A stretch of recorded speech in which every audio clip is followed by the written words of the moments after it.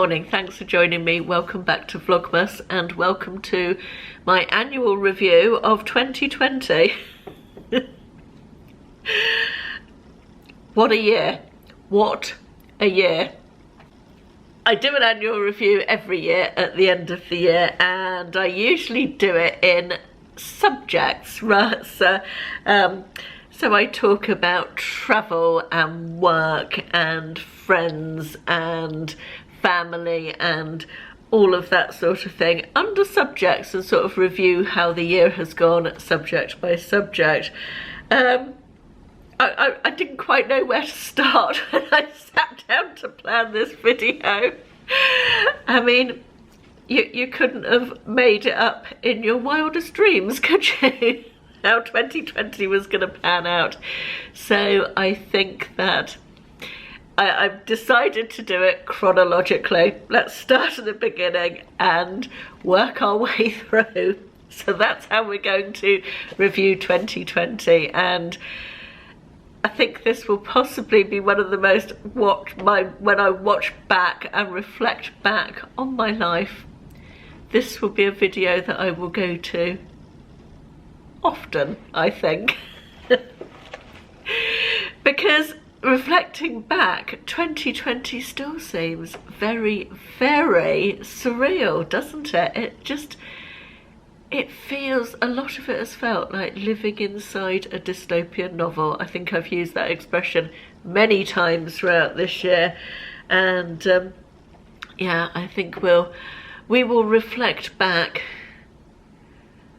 and chew over this year for a long time to come before we can make any real sense of it, I think. So let's go back to January, the beginning of January, and my mum and I did our usual annual shopping trip to Southampton this year. We've always gone to London previously, but we decided to have a change and went to Southampton and had 2 very nice nights in Southampton while my brother looked after my dad.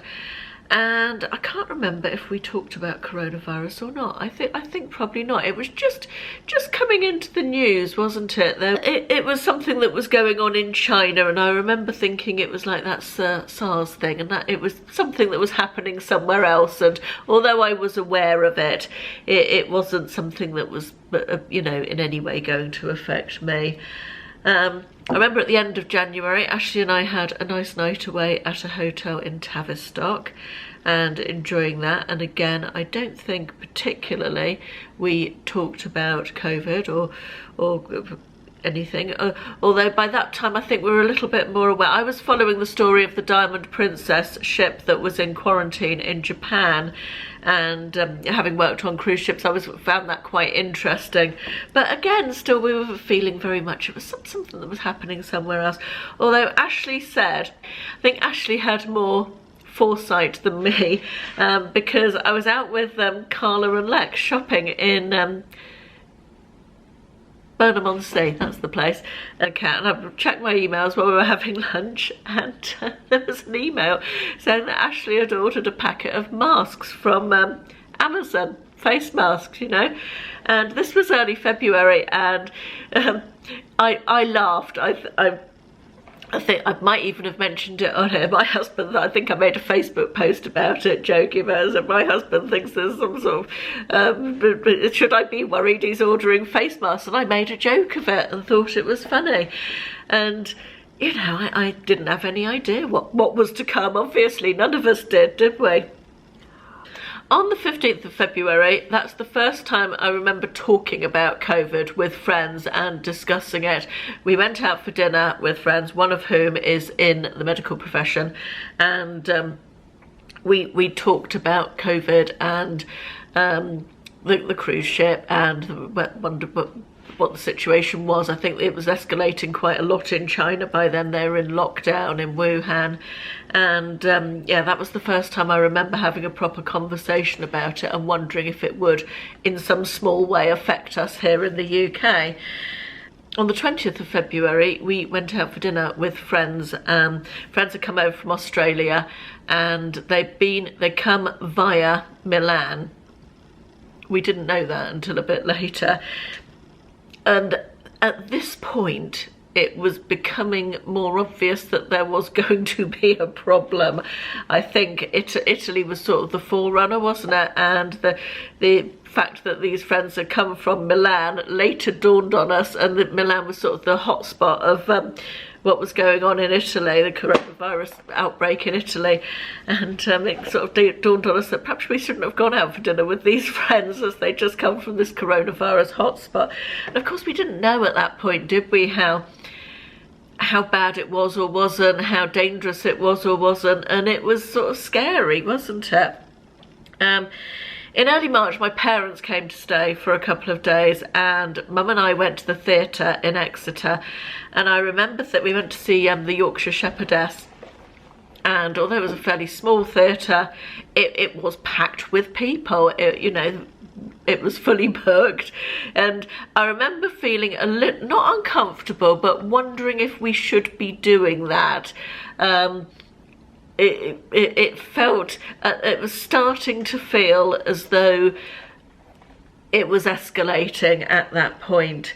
Then on the 14th of March, we went to the theatre with Ashley's mother. It was her Christmas present, and we took her on a Saturday night. We went out for a meal and then went to the theatre, and I took a mask with me. I didn't feel comfortable wearing the mask, but I definitely by that point didn't feel particularly comfortable going to the theatre.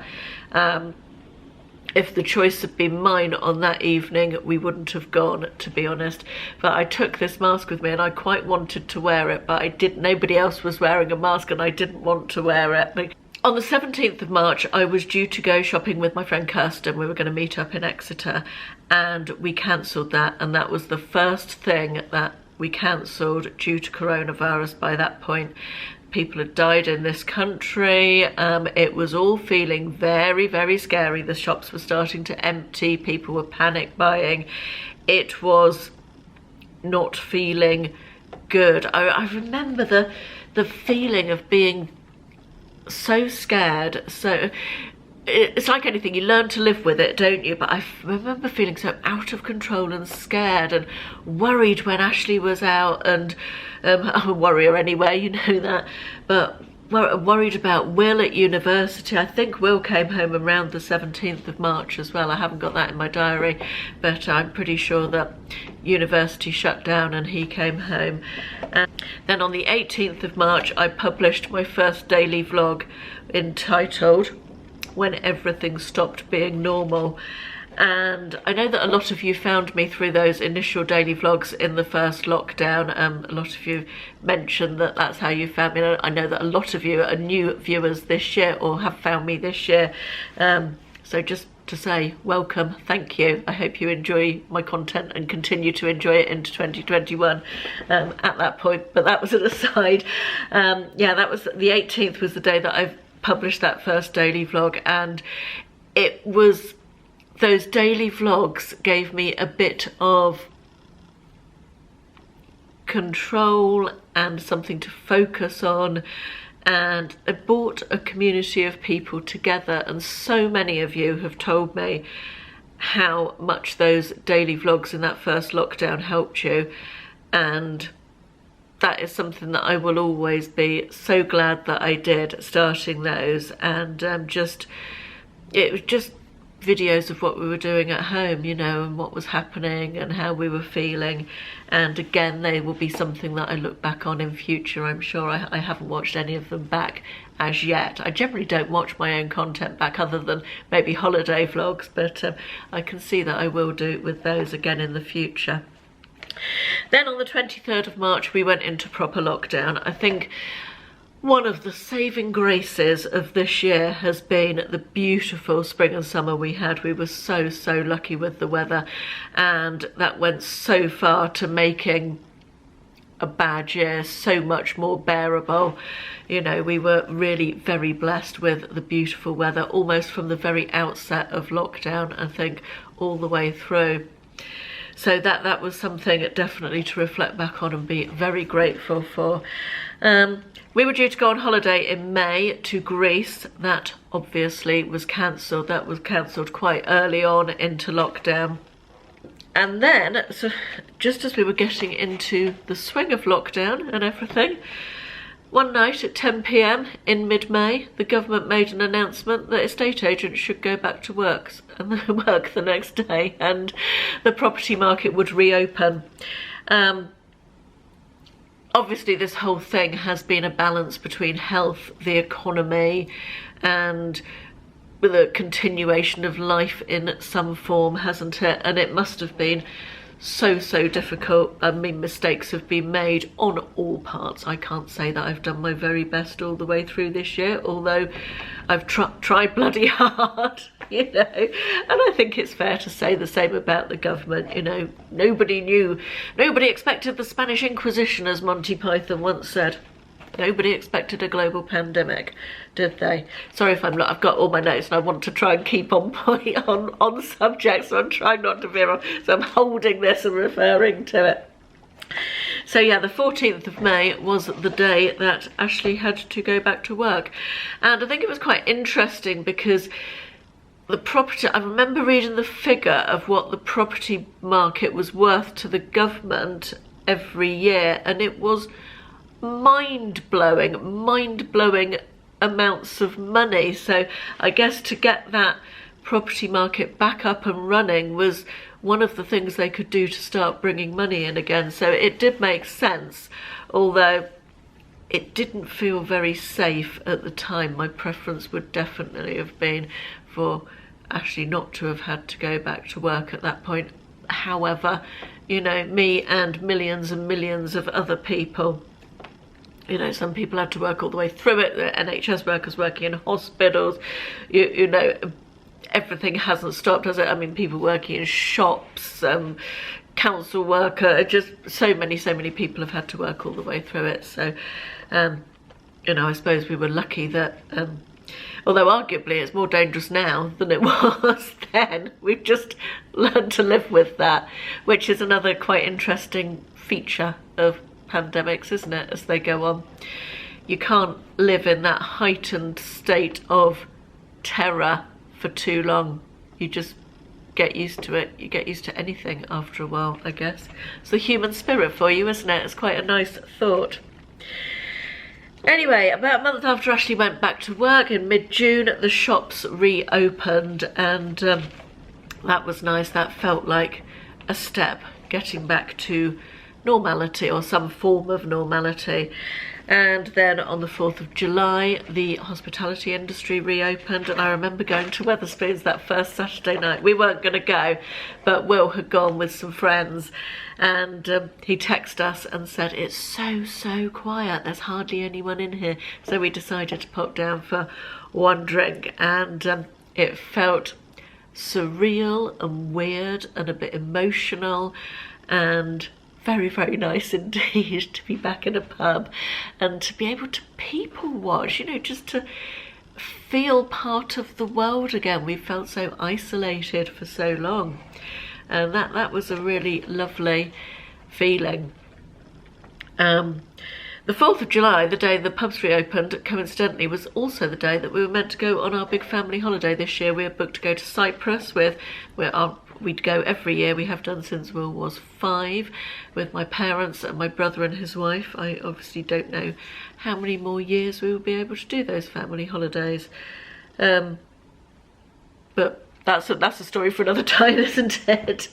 But yeah, the 4th of July was that obviously again was cancelled, although that one went more up to the wire because we weren't sure if Cyprus was going to be letting, Cyprus weren't letting the British in because our numbers were so much higher at that point, and then they decided they were going to let them in, but it wasn't till sort of mid-July, so that holiday was cancelled. But it was a mixture of disappointment and relief, really, that one. I don't think any of us were greatly surprised by the cancellation, put it like that. But as the summer progressed, as things started to feel a little bit more normal, we were able to meet up with friends, particularly because the weather was nice and we could sit outside, and restaurants opened, and we were able to go away to hotels for a night, and that was all really nice, and it felt like life was getting back to normal. I mean, obviously we had to wear masks to go in shops, and then subsequently you had to wear masks in hospitality venues unless you're actually sitting at a table, all of which is fine and sensible. So it wasn't normal, but it felt as though it was getting back to normal. In August, we were able to have a couple of days away with my mum and dad and my brother and his wife, and we went to a lovely hotel near Plymouth and then to Burr Island, which is somewhere that we've always wanted to go. So that was absolutely lovely. So we have been able to make some nice family memories this summer. My friend Carla was able to come and stay. She came and stayed for a couple of nights in the summer, and I had my birthday annual night away with my best friend, which we usually go somewhere more exciting than Exeter, because obviously we live quite close to Exeter, but we managed to go to Exeter this year, and it was different, but it was lovely to get away. So nice to be able to do that. And then in September, after 6 months at home, Will went back to uni. Uni was quite different this year, I think, since September. It's all moved to online learning, although Will says it really suits him, and he's managed to... I think the students who started university this year and living in halls of residence were a lot more limited than the likes of the returners who were living in private rented accommodation. And so I'm glad for Will that that was his situation. He was living with 5 other students and was obviously able to spend the second lockdown with them and you know, socialise with people. And socialising has looked very different at university this term, obviously, but he's enjoyed it and worked hard, and it's gone well for him, so I'm pleased about that. I think he was definitely very happy to get back to uni after 6 months at home, and I'm not going to lie, we were quite happy as well. Everything felt a bit more as it should be. And then just very soon after Will went back to uni, towards the end of September, Ashley and I were so lucky to get away for a week to Greece. We'd originally booked to go to York, because we'd never been to York and both wanted to go there, and then we were going to go to the Cotswolds on the way back for a couple of nights. We're going to have a week away, and because of the rising numbers in the COVID numbers, that had to be cancelled, unfortunately, and we went to Greece instead, where COVID numbers were a lot lower. I made some videos about that, which you will find in my back catalogue if you want to see what travel abroad looks like in a COVID world. It was, again, one of the most surreal and dystopian experiences of the year, going through Gatwick Airport, and yeah, just the most bizarre thing, but so lovely on holiday. It felt like literally taking a week out of the real world, and I'm so glad we managed to do that. It was lovely, but no regrets there at all. Just a perfect week, and bring back holidays. Can't wait for holidays to come back again. Everything went a bit downhill after we came back from Greece. Really, the second wave was coming, the second lockdown came. We're now in a tier system. It feels very much a case of gritting our teeth and getting through this winter. I think things will improve next year, but I am certainly personally feeling very wary of going, yay, bring on 2021, everything's going to be better. I think we've got a lot of road to travel yet before we get to the end of the tunnel. However, vaccines are here, yay for that, amazing for science, all those amazing scientists who literally scientists saving the world. How cool is that? Scientists are the new superheroes, and makes me quite proud that Will's doing chemistry at university, actually. So that was 2020. How was the year that was 2020? Probably learnt a lot about ourselves this year, haven't we? But perhaps we'll keep that for another video. I keep it's something I've toyed with making a video about, but I think it needs more reflection, and perhaps when I feel the pandemic is really over, that will be the time to make a video about what I've learned about myself from the pandemic. But I think we all need to give ourselves a cheer and a pat on the back for getting through 2020. It hasn't been an easy one for any of us, whatever your story, whatever your life consists of. 2020 has not been an easy ride, so well done you for getting through it, and I mean that most sincerely. Well done to all of us. I will be back tomorrow with a daily vlog, a Dorchester daily vlog actually, I think, and I will see you then. Thank you very much for watching. I hope you enjoyed it, and I'll see you tomorrow. Bye bye.